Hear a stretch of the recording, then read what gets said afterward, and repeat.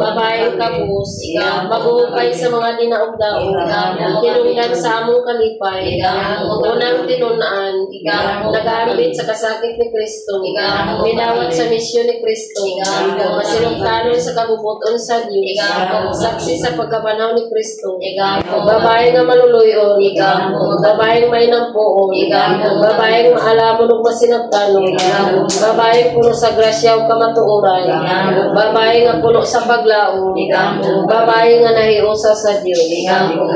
Magako kita, Maria ay nasa kalinaw, gitugyan namo kanimo ang among kinabuhi. Tuloy kami sa pagpuyo sa kalinaw, dasiga kami sa pagbuhat sa matarong, sa pagkaon sa mga binuhat sa Dios. Ipatidlong ang kalinaw diya sa among kasing-kasing sa tibuok kalibutan, pinaagi ni Kristo ang Ginoo. Amen. Akto sa paghinulsol, Ginoong Jesucristo, nagabaso na ko sa akong mga sala nga tanan, sa buhos kong kasing-kasing, dinugtay ko kinitungod sa kaadlong pagwala ka na ako ang langit, o mahayad ako sa imperno, apan nami pagayon, tungod kay naigugma ko kanimo. Diyos ko, ibig nga kaayong ako sa tibuok kong gugma, nagasaan ako sa maligon nga dili na ako magpasayang pag-usap, o bigyan ko na ang kayayunan sa pagpakasalaan. Mahaluya mo tagasing-kasing ni Jesus. Mahaluya mo tagasing-kasing ni Jesus. Mahaluya mo tagasing-kasing ni Jesus.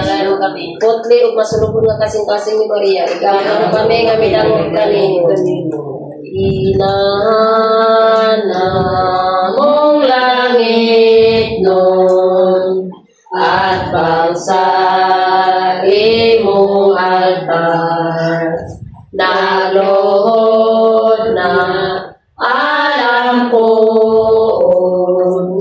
kanimo nagamahal, halad na mo jutayra, apan puno sa gugma. O Maria, benedisyonan mo kami.